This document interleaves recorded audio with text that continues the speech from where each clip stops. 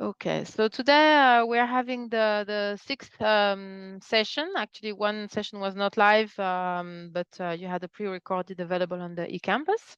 And this is also the last online session before you travel to Turin. And we are ready to welcome you on Monday morning. I mean, in the campus, there's somebody waiting for you on Sunday, but we will personally meet on Monday morning.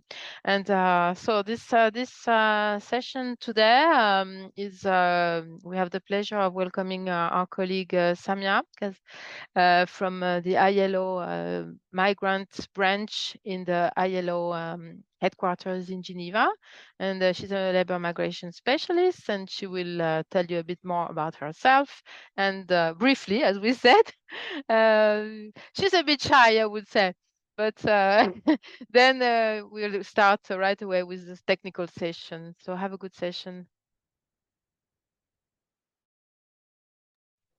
Hello, everyone. Very happy to see you all, and glad to be working with you in this session today. So my name is Samia KAZI AOUL. As Marion just said, I work in Geneva in the labor migration branch. I'm the focal point for the Africa region and also focal point for social protection issues within the branch. And today the idea is to look at the social protection aspects of BLMAs. I will share my screen, and Marion, please, can you tell me if it works well? Sure. Okay.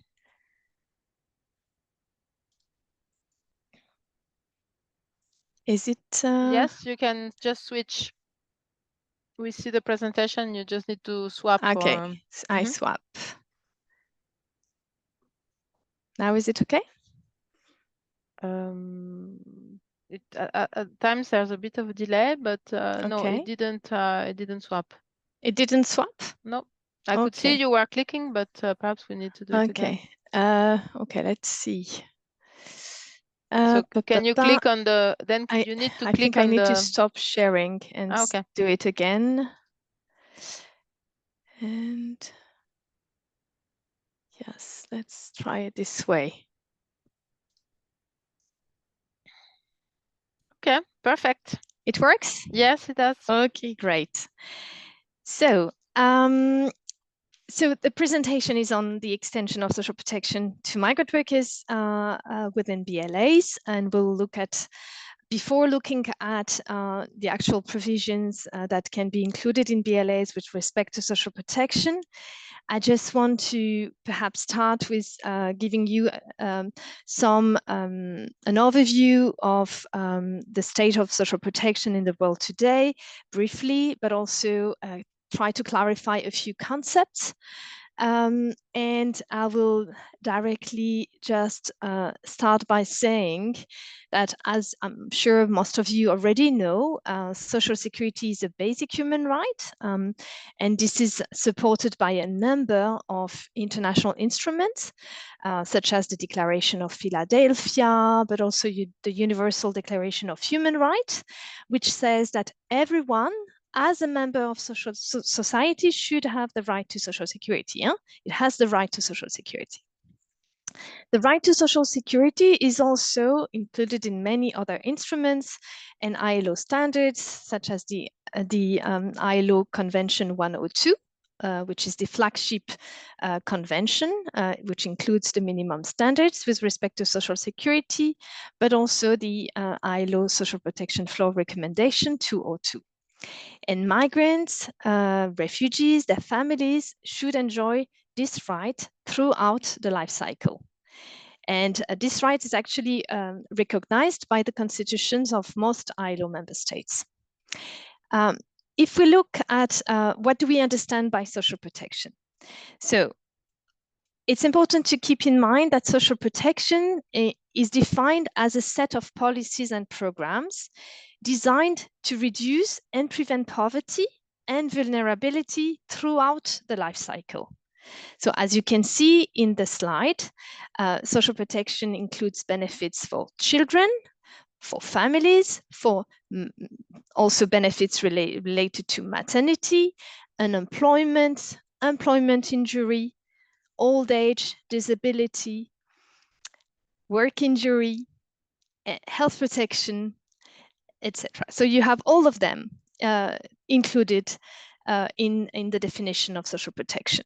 And social protection system should address all these policy areas by usually a mix of contributory schemes, which we call social insurance, and non-contributory tax finance benefits that are called social assistance. Now I want to ask you to perhaps use your phone, and we'll do a little Slido. So you can basically use the QR code here.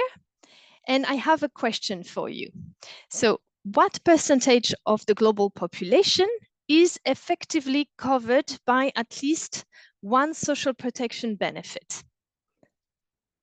So you can already see the different answers. So you have A, 46.9, B, 30%, C, 17%, and D, 94%. Do you manage to have access to Slido? Is it functioning? Yes. Wow. 100% say 46.9. Okay. How many answers do we have? Okay, 5, 6. I'll give you a bit more time to answer.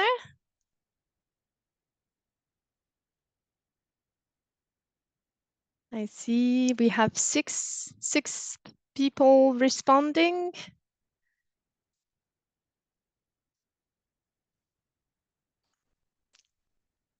Perfect. So it's not moving anymore. So indeed, you're right. The majority is right.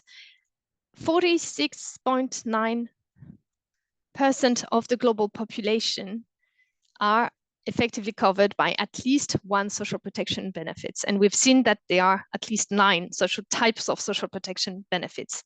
So this means that today, about 4 billion people lack complete access to social protection. So this is important. And as you can see in the slide, we also have important inequalities across regions. So for instance, in Europe and Central Asia, it's about 84% of the population that is covered by at least one social protection benefits, whereas in Africa, it's only 17%. If we now look at the different types of groups which are covered by social protection today, we see that, again, there are important disparities. We see higher coverage rates for older persons. As you can see here, let me see, I use the, can you see? So for instance, here, older persons, they have access, it's 77% of older persons that have access to at least one benefit. But you see important disparities. In Africa, it's only 27%, whereas in Europe, it's in Central Asia, it's about 96%. And although we have information about the coverage by social protection for most of the population, the statistics with regard to the social protection of migrant workers is largely missing. But most likely, millions of migrant workers are not covered. And this is a particular challenge for governments to try to extend social protection to migrant workers. If we now I have another slide to propose. So if you can, again, use your phone and scan the QR code, the question that I want to ask you is, why, according to you, it's important to extend social protection to migrant workers? So if you can use just a few words, 1 or 2 words, to give me an argument for explaining why it's important to extend social protection to migrant workers. It can be different types of arguments. Huh? economic, social, human, whatever.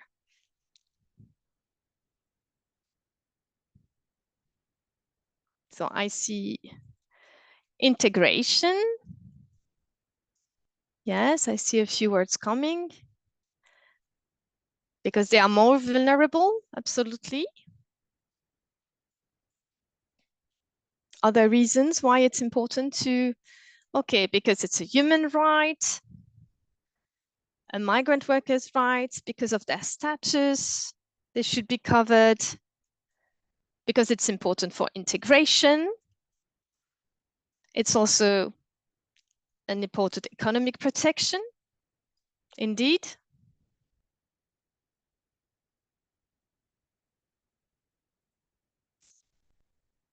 Any more arguments?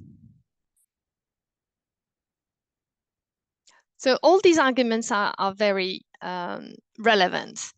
Indeed, gender is an important aspect as well. Let's move on to exactly these arguments. So why it's really important to extend social protection to migrant workers. And I'm sure you may face a different occasion in your life, in your career, the need to explain or to advocate for the extension of social protection to migrant workers. So I'm just going to give you some key arguments in that respect. So first, as you rightly said, first and foremost, social security is a basic human right. So migrant workers, refugees should have access to social protection. And the overarching principle of equality of treatment and non-discrimination really calls on state to develop inclusive social protection laws and schemes. So this is an essential argument in favor of the extension of social protection. Another important one is that social protection will provide protection against, as we have seen, a number of economic and social risk, and that any individual can face during their life. We can lose our jobs, we can be sick, we can face a work injury. So migrants can face the same, and they need to be protected because due to these shocks or risks, they may lose income. And so social protection is there to reduce this vulnerability. Social protection can help prevent poverty, inequalities, and will promote more inclusion. It's also important for the financial sustainability of social security system, because by pushing for the inclusion of migrant workers and their contribution to social protection systems, this can also contribute to having healthier social protection systems because there will be more contributors. And we know that over the lifetime, migrant workers are usually younger, and so they can contribute also to the financial sustainability of the social protection systems. Access to healthcare, it's one of the 9 branches, and migrants should have access to it. It's also important because this will not only improve the health status of migrants, but can also reduce public health risks, including the transmission of communicable disease. And access to healthcare, being healthy, is also quite important to enhance labor productivity. So these are all very important arguments. If migrants can have access to social protection, then this will also create a level playing field with other workers and will reduce unfair competition, because otherwise there will be this perverse incentive to recruit migrant workers instead of national workers, because they think they are less protected and cheaper in the labor market. It's also another argument is that by including migrant workers in social protection systems, this can also reduce the pressure on tax-funded social protection mechanisms in countries of origin or destination, so that migrants can contribute with their incomes to social protection systems. And it can also facilitate the transition to formality, but also facilitate the regularization of migrant workers, because migrant workers will have an incentive to work in the formal economy or to migrate through regular channels if they can benefit from social protection. So these are all, I think, very important arguments to keep in mind. Now, if we look at, as I was saying just before, we don't have a clear picture about how many migrant workers are covered by social protection systems, but we know that they face a number of legal and practical obstacles in accessing social protection. And our role is really to try to address these obstacles. So if we just to say a few words about the legal and the practical obstacles that they might face in accessing social protection. In terms of the legal obstacles, in many countries, you can see that they can be restrictive or discriminatory legislation. Some countries will not have provisions for equality of treatment in their social security law, and this will limit the access to only to nationals to social protection systems. Migrants can also be excluded from social protection because of their status, their migration status, or because of their employment status. For instance, they work in the informal economy, or because they work in certain sectors, which we know are more excluded from social protection, such as domestic work or agriculture. Another important element is that there might be a lack of social security agreement. And if there is no agreement between countries of origin and destination, then it's impossible for migrants to benefit from the portability of their social security benefits. Another important legal obstacle is that, for instance, in bilateral labor migration agreement, we will see this at a later stage, but there might not be also any provision with respect to social protection. If we look more at the practical barriers, in many countries, a social protection system can be quite weak, and we've seen the difference across regions. In certain regions, in certain countries, the social protection branches are quite limited. The social protection systems are covering only a small part of the populations. And this restriction in contingencies covered will also affect migrant workers. So we need also to address these aspects. And another important obstacle for migrants is the fact that they might not have the information about their rights in adequate languages, that the administrative procedures might be too complex for them, and all sorts of other hurdles. They might face discrimination and have limited also contributory capacity because they are often working in low paid jobs. So now, what is our mandate with respect to this subject matter, the issue of the extension of social protection to migrants? I won't go into too many details, but I just wanted to flag that the ILO member states have really reaffirmed the importance of the issue and the role of the ILO in ensuring that there is a coherent approach within the multilateral system. And in 2022, there has been a discussion within the ILO governing body on migrant worker social protection. And the approach that I'm going to present is actually building on this discussion and and the outcome of this discussion. So our strategy in supporting the extension of social protection to migrant workers has, I would say, 6 important guiding principles. First and foremost, because we are a standard-setting organization, it's important to promote the ratification and implementation of international labor standards because they contain really important provisions for the formulation of labor migration, but also social protection policies. Another important pillar is social dialogue and tripartism. Because we think this is essential for building stronger social cohesion, but also consensus on the social protection policies and labor migration policies. So social dialogue is essential. Gender responsive social protection is also key, because we know that in a number of social protection programs, the specific needs of women and girls across their lives are not necessarily taken into account. So we really want to promote more gender responsive social protection schemes. And although they might face or have the same reason for migrating, their experience throughout the migration cycle might be very different. We know that they are often women overrepresented in informal jobs, likely to have lower wages or fragmented earnings, and this can impact also on their access to social protection benefits, particularly also at old age. So it's really essential.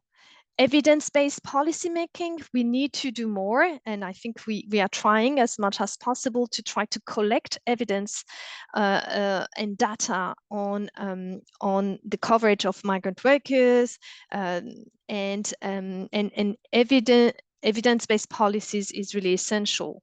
So this is a very strong pillar. Also, given the complexity of labor migration and its linkages with other policy domains such as employment, social protection, but also fiscal policy, sectoral policy, so coherence and coordination is also essential. And finally, this other pillar of the whole of government and society approach, because extension strategy will really need coordination and consultation among not only ministries of labor and foreign affairs, but also social dialogue with workers' organization, employers' organization, and social security institutions.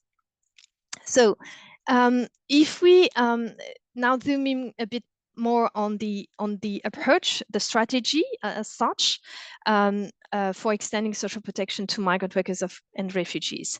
So we really need to have to take into consideration the labor migration and mobility landscape of a country before designing a social protection strategy, the availability, level, and scope of social protection provision in countries of origin and destination, and also the specificities of migrant workers. What are their demographic characteristics? In which sector do they work? What is the type of employment, the duration of employment? All these important considerations should be taken into account. And now just to tell you a bit more about the different elements that are essential when we are promoting the extension of social protection to migrant workers and refugees, AOUL's approach recommends really a combination of 6 mutually reinforcing policy measures. And at the center, we have this principle of equality of treatment. It's really an overarching framework. And within these 6 policy measures, you have the importance of building first national social protection systems, which are inclusive of migrant workers and refugees, to ratify relevant ILS, to conclude social security and agreements, to conclude BLAs with social security provision, to adopt not unilateral measures, but also to set complementary measures that will address all the practical barriers that migrant workers face. And now I will just perhaps just quickly mention the standards that are relevant for the social protection of migrant workers. And as you can see with this slide, there are quite a number of standards. So we promote the ratification and implementation of ILO conventions. And you see in dark blue in this slide, all the social security instruments which contain provisions with respect to migrant workers' social protection. In green, these are the ILO convention, specific convention and recommendation for migrant workers, so the migrant-specific standards. And in light blue, you have the other standards, which are not necessarily social protection standards or migrant-specific standards, but other standards which also contain important provision with respect to migrant workers' social protection. And I will not go into detail about this, but these are some of the key principles with respect to social protection for migrant workers. We have important social security principles, but also coordination principles, which are included in social security agreements and that are really specific to migrant workers. So now let's look at social security provisions in bilateral labor migration agreements and MOUs. So in 2015, I'm sure perhaps other colleagues have already mentioned, we've done an analysis of 144 BLAs. And what we found out is that only 30% of these BLAs included provisions on social security. Including health benefits.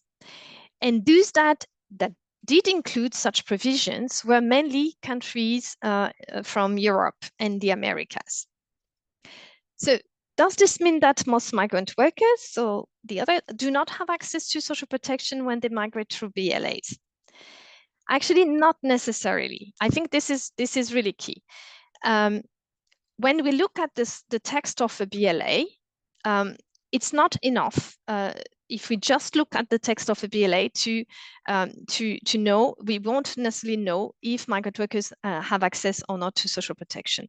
So you need to look at the text of the BLA and the provision, but also to gain a complete picture, you need to look at the social security legislation in the country of destination, but also at separate social security agreement, if they are, and also related jurisprudence.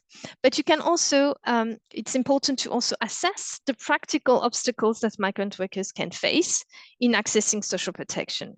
So even if there is a provision with respect to social protection, let's say access to healthcare, you need to see if migrants have effectively access, because they can be prevented to get access to social protection because they don't have the information, because they work in households like for domestic workers and so on and so forth. So it's really important to keep in mind these elements to have a full picture.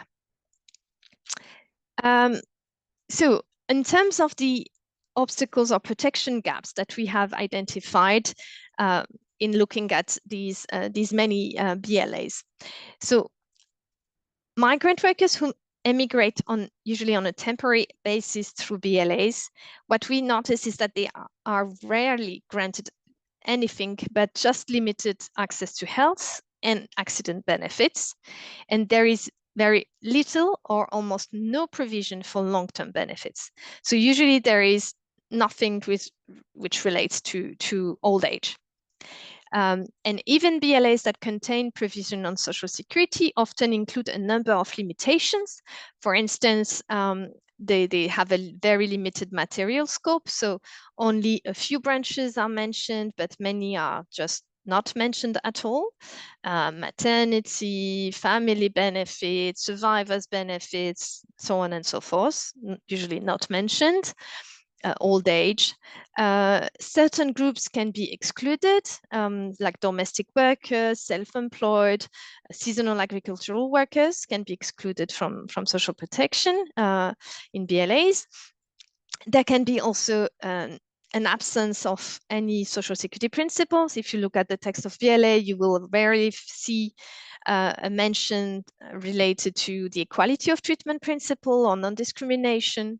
Or even the coordination of social security benefits or the portability of benefits. And also important, usually to also address the practical obstacles, as I mentioned. We have in our standards the ILO model agreement on temporary and permanent migration for employment, which is the recommendation 86. And in the recommendation, I'm sure you will see in detail the recommendation in other sessions, or perhaps you already have seen it. But it's a model agreement. So it's very useful when you develop a BLA to look at this recommendation. And you will see in Article 21 a specific section which deals with social protection.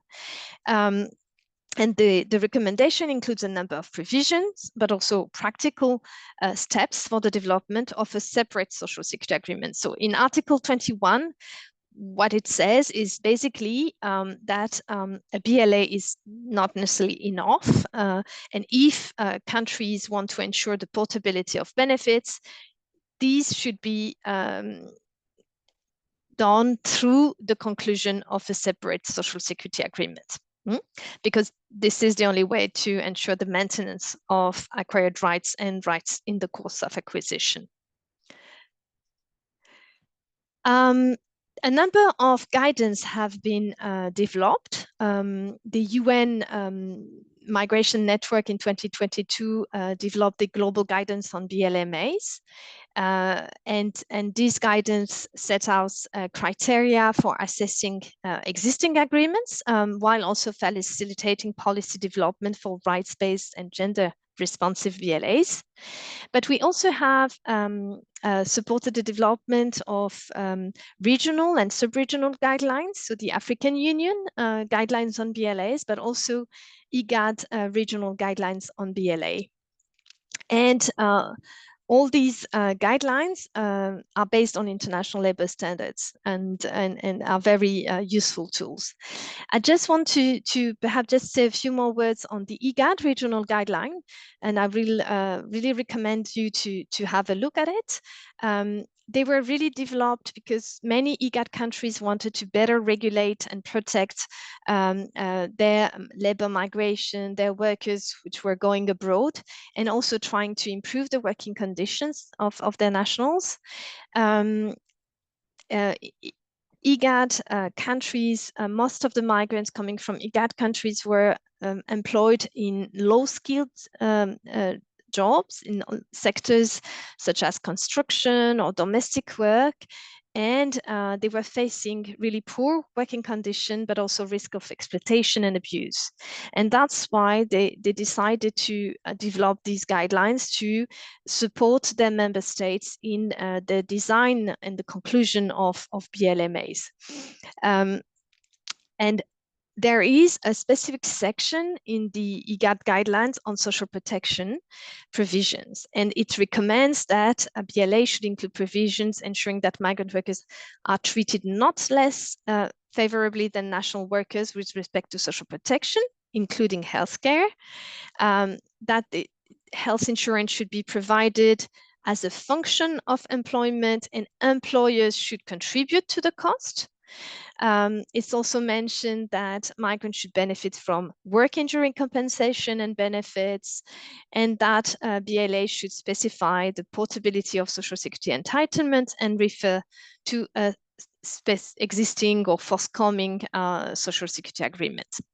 And with respect to social protection, they really recommend a progressive approach towards increased coverage of migrant workers. So it's a very interesting and I think useful guidance for countries who are willing to engage in bilateral agreements. So kind of to wrap up a bit on, why we think BLAs are an important tool that can help extend social protection rights of migrant workers. Indeed, we think they can if they are drafted but also implemented in accordance with the international legal framework for the protection of migrant workers. If they also include important principles such as the equality of treatment principles between nationals and non-national. With respect to social security, this is really key. They should include reference to a separate social security agreement, and countries engaging in the negotiation of BLAs should try as much as possible to conclude in parallel these social security agreements. And also important to to take into account the consequences of the crisis before, during, and after migration. So in BLAs, there should be some provisions. And we've seen during the COVID-19 pandemic how important it would have been to have provisions with respect to, the possibility of having a pandemic, for instance, and what would be the protection measures for migrant workers. And ultimately, the scope of social protection that will be provided by BLAs will really depend on the material scope and the personal scope. So how many branches of social security are covered, and which group of migrant workers are covered. So these are important elements. I'll just give you a few examples of BLAs. So the first one, in Article 1 of the MOU between the Republic of India and Denmark, this MOU dates back to 2009. It says that the workers shall enjoy full rights and privilege accorded to any working in Denmark in accordance with the provisions of the labor and social security laws of that country. So the full rights, the same rights. So we are really have this equality of treatment. We have a number of other BLAs, such as the one between Cabo Verde and Portugal, but also France and Tunisia, or Spain and Morocco, which include a reference to a separate social security agreement that will establish the specific methods for applying social security to migrant workers. And as an example, as you know, there can be the BLA, but also model employment contract annexed to the BLA. And you have the one between Bangladesh and Qatar that stipulates that employers are responsible for providing free medical treatment to their workers and for ensuring that workers are paid indemnities for labor accidents, disability, or death. And this is in accordance with Qatar labor laws.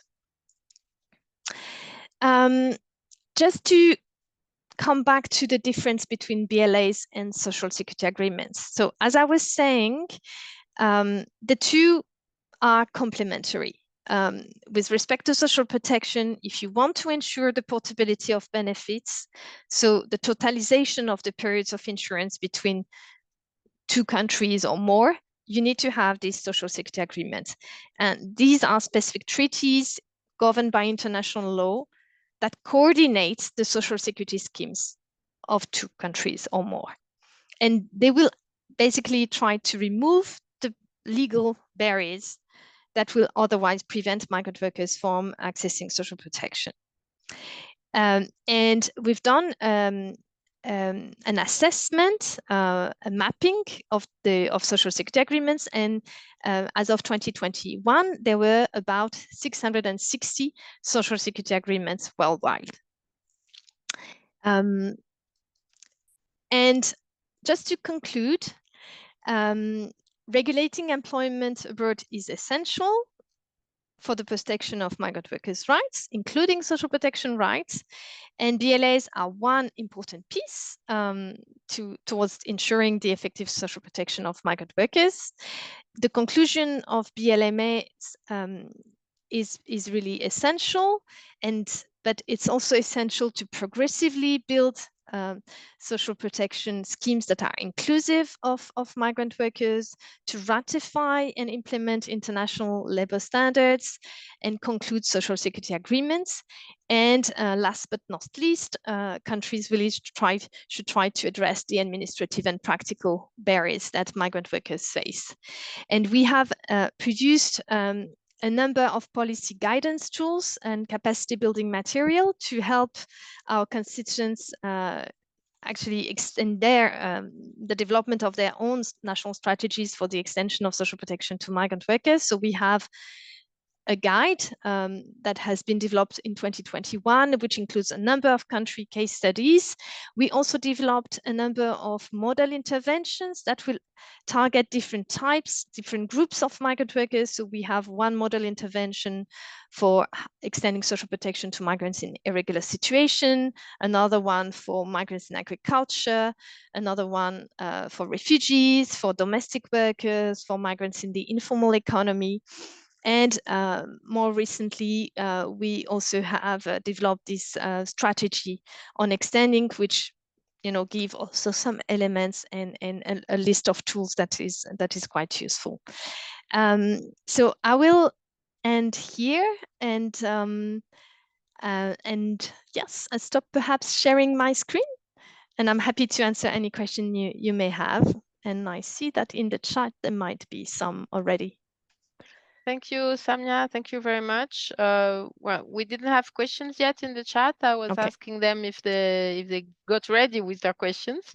So I would encourage you to raise your hand and we give you the floor for the questions. Or if you really cannot take the floor live, you can write your question in the chat. That's a very good opportunity. The presentation is full of information. I believe for some of you, you're still digesting because it's very rich, but I'm sure you have some questions. So anybody wants to take the floor? Okay, Lawrence, over to you. You can unmute yourself. Yes, so. Thank you. Yes, thank you. Thank you, Marion. It was a very insightful presentation, and thank you for giving us the opportunity to learn from the international standards. And my question is this, can you have an MOU? And we know that the MOU provides a general framework. It's not legally binding. We know that. But then can you have an MOU make mention of a social security arrangement between the two parties, and then go ahead to sign a social security agreement which is binding between the parties? Thank you. Yes. Shall I answer directly or yes, wait for a few more questions? So. Yes, okay. Go ahead, and in the meanwhile, raise your hand if you want to take the floor, like Lawrence. Thank you, Lawrence. Yes, so indeed, so an MOU is non-binding, and actually it doesn't prevent from in parallel negotiating binding social security agreements, because you may have an MOU between two countries, and either before the conclusion of the MOU or after, you might wish to negotiate a social security agreement. Usually, to negotiate such agreements, you need to have flows between the two countries for some time, because it can take a bit of time to negotiate such social security agreements. But when you have regular migration between the two countries, at some point there is this incentive to also conclude social security agreements, and so this is absolutely something that can happen, and that we would recommend to engage with the different countries to address this issue. Otherwise, it's really impossible to have the maintenance of social security rights.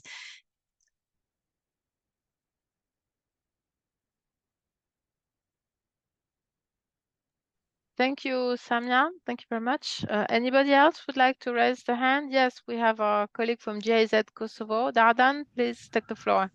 Thank you. Thank you, Marion, and thank you as well for a very good presentation. Actually, I wanted to discuss or to put a question about because as well in your presentation you mentioned the challenge is when it comes to the households or domestic work migrants.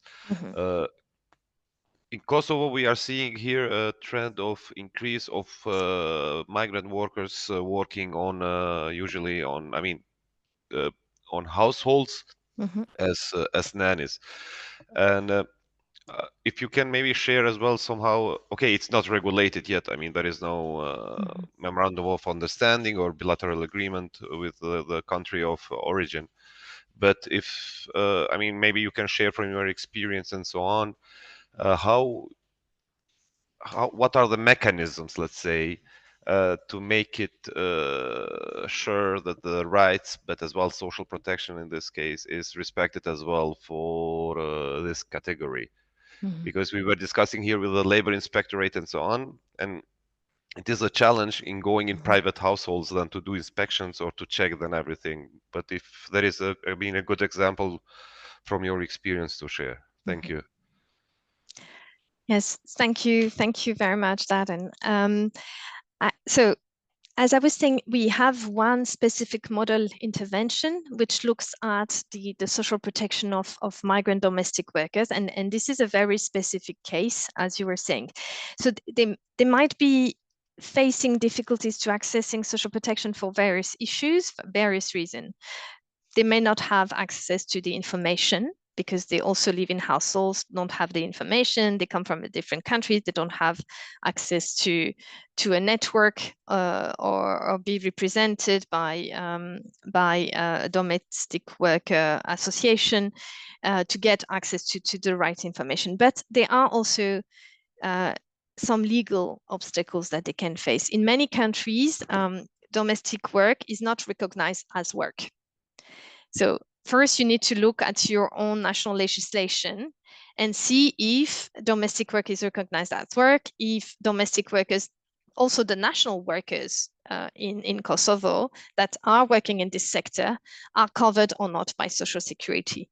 So if national workers are covered, then you need to look at the Social Security law and see if there is provision for equality of treatment between nationals and non-nationals. If there is this provision, there might be other elements that needs to be taken into account. Some domestic workers live in households, others not necessarily. But where the struggle is often because to be able to access social protection, you need to be able to show that you contributed a number of hours. And this is often for them very difficult to show that they have contributed enough hours to be eligible.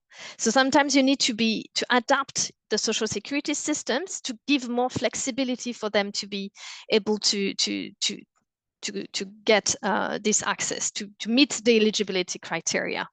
And some also might work for multiple employers. And this is also an important issue. And employers are not necessarily aware of the administrative procedures. So some countries have tried, you have this in France or in Italy and Switzerland, I think. They have established administrative procedures that simplify all these registration processes. So and you have also fiscal incentive for employers to declare domestic workers, and so it makes it easier. So you have some sort of a kind of you don't have to pay taxes for part of the salary that you give to domestic workers, and employers should be aware of that, so that there is this also incentive to declare them. So yes, there are different examples that can be, I think, useful also perhaps for the case of Kosovo. But I would need to know a bit more what is the actual legal obstacles that are being faced. And with respect to labor inspection, I completely agree. This is really an important issue. Because obviously labor inspectors might not have the right human and financial resources to be able to inspect in all households. So this is an important challenge. We have some colleagues that are more dealing with this very specific issue within the ILO, so we can also have perhaps further discussions about this. And definitely, I'm sure there are some other tools that we can come up with.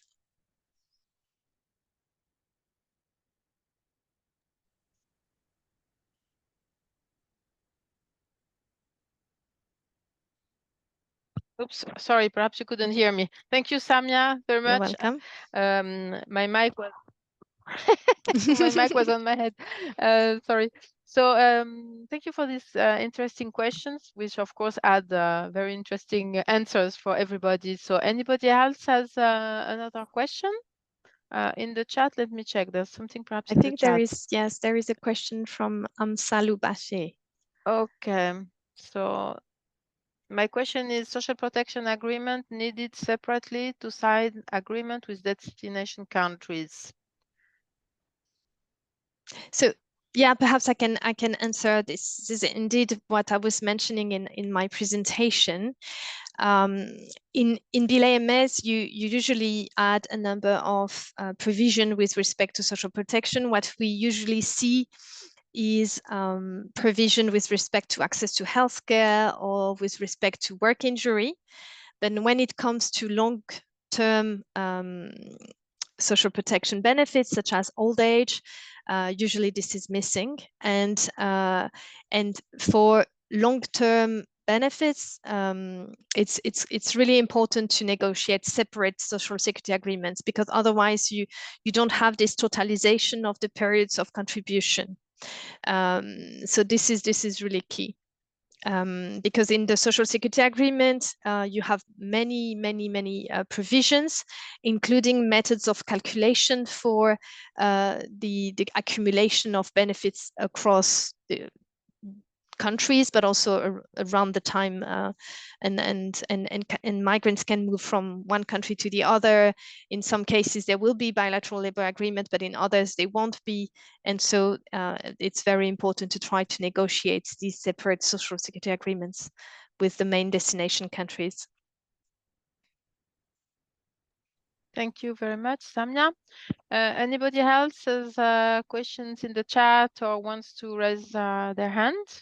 It's the right time, otherwise I will let Samia go back to our other tasks. And then I have short announcements to make. So any other question? Okay, so it seems, I think, as I said, there are a lot of information in your presentation. So any question you still have after today? I mean, of course, next week we will be all together. You can address them to us, and otherwise we can reach Samia by email. Absolutely. Yes, feel free to reach out, and if you have any other questions. Okay, thank you very much, Samia. So as said, I have to make some announcements, so I let you go if you need to go to other meetings also. Thank you again, and see you soon, Samia. Thank you. Okay. Bye, Marion. Bye, everyone. Enjoy your stay in Turin. Bye-bye. Okay. Thank you. So you're actually 14 participants connected. Thank you again so much for being connected with us today. So I have a short announcement about an activity that we would like you to perform on the eCampus platform. So let me share my screen. That will not be very long.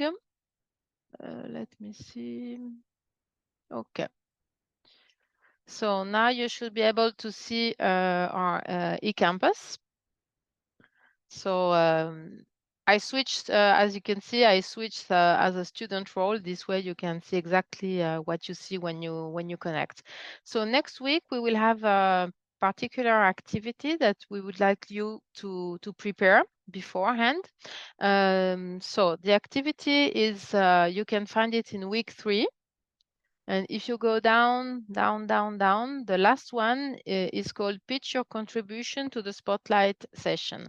So basically, we will have the session. This session will be on Wednesday in campus. And we will ask you to get ready before. So you click here, you have all the you will find all the information about how to complete this activity. And what we would like you to share is to prepare a short presentation. It's an individual work. So like if you are several people, for example, from Kosovo, it's not a group work, but individual work. But in case you want to do a group exercise, you let us know by email. Huh? You can reach to Michela Albertazzi or to me. So we would like you to prepare a short presentation following the guidelines you find here on the page. And we would like you to send it to us before the end of the day of Tuesday. So basically now we just want you to have an idea of what you will be requested to do. So all the instructions are here. It is not something very long. We call it an elevator speech because an elevator pitch, because in reality, we ask you to speak for 60 seconds. So, and I see Mickey is checking on me here. She joined. So you arrive at the right time. You can see if I understood the exercise. I was I trust you 120%. So I was finishing the explanation here. So of course, read all the instructions, and once you're ready, you can go on this button, and you can add a file, a link, a picture, a video, and any other things you want, and you can write something here. So this is basically how to get prepared for the exercise you will do on Wednesday on campus. But we would like you to think a bit about it beforehand. Just one thing, Mickey, because I said that if there are country delegation, they might want to do it together. So, but just if they needed more a clarification, correct, they can contact you or me. Okay, that's correct. Of course, yes, absolutely. And we're here to support. So anything that is not clear, or if you need more information, we're happy to support. Okay, so Mickey was actually in another online session for another course. In fact, you can see from her background, you had a common session, a joint session already Tuesday with this other course. So this is why she was not with us. The session with Samia was, as always, very interesting. We had 3 questions. I think it was. I know the presentation is very rich from Samia, so it's a bit. I think your participants, you have to digest a bit all this information, but we still had some questions. That was good. Do you want to add anything else on the exercise on the campus, or should I go ahead with the last announcements? No. Like I said, I trust you completely. So I was just jumping in to see if anything was required from my side. But thank you for making the announcement, and I'm really happy to hear that the session with Samia was interesting. Thank you, and over to you. Okay, so well, basically, I know you're getting ready for the travel. Good news is I only have 4 participants. Actually, you are 23 registered, and also I had for you to know, I had added the participants list in the useful information section of the campus, so you can already see who you will be joining next week. And from the 23 participants, because unfortunately we had 2 cancellations, we were 25 initially, only 4 persons didn't seem not to have the visa yet. So I would say it's still good news because it's only Thursday. Anything you need, you keep us updated by email, of course. Just a quick thing, personally, I will not be there tomorrow exceptionally, so write an email to Michaela or to Migration, the Migration email that you know very well, and my colleague Hisham will be helping us, and we'll be following you for all your requests, last-minute requests. I know one of you is staying out of campus exceptionally, so but for the rest, you will arrive from Sunday. Most of you arrive Sunday. The reception is open 24 hours. You will just hand your passport to the watchman when you arrive, but they give it back to you right away. They just make a scan like in any hotel, and our colleagues will welcome you in the reception. And then we will meet on Monday morning at 8:30 a.m. I will also send you a small email today reminding you that. And the welcome letter will be at the desk, so don't worry. I mean, I don't think you will be lost between the reception and our classroom, which is quite close. The weather is a bit variable, as it was when I last talked to you about it. So umbrella and the raincoat and comfortable rain-proof shoes might be needed. And then other times it's very warm and almost 30 degrees at times, so 25 to 30 degrees. So we are really eager to meet you on Monday. And anything else you want to add, Mickey? No, just that we're really looking forward to meeting you all on Monday, and we've got a lot of interesting activities already prepared for you. So safe travels, and hopefully we'll see you all soon on Monday. Thank you. Okay. Thank you, Miki. Any questions, a burning question from the participants? And I also want to welcome Natalia, because Natalia had to substitute a colleague really this week. So she has to catch up, and I see she connected today. So thank you, Natalia. And anything you will need to catch up, you let us know by email. And thank you all. And we'll see you on Monday. And you will receive also the instructions for this spotlight session with a notification via eCampus. I mean, you will still hear from us. So see you on Monday. Bye-bye. Thank you. Bye, everyone. See you all on Bye. Monday.